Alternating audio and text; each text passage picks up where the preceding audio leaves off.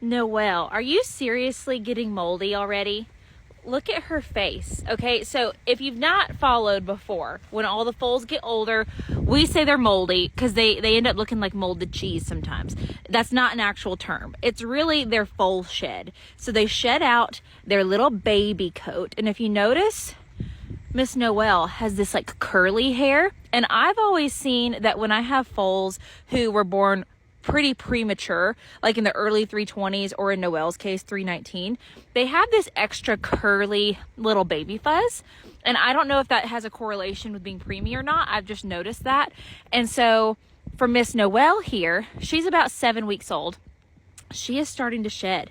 You see her little dark muzzle. It's about to get so much darker around her eyes, and then it'll go up in her face, and she'll start shedding on her body. And usually their first shed is the darkest. So usually they come out a little bit darker looking their first time shedding than they do in the future. Are you getting a little sunburn on your nose? Do we need to put a little sunscreen on you? So anyway, I cannot believe we're at a point where we have a foal that is starting to shed. Like, that's crazy that we have one old enough in February. But yeah, off she goes.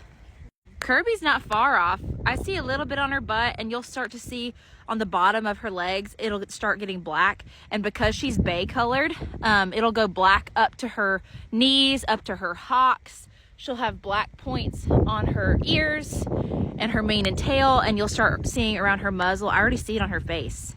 So yeah, we've got 2 babies. I mean, that's from her blanket. But yeah, moldy babies coming soon.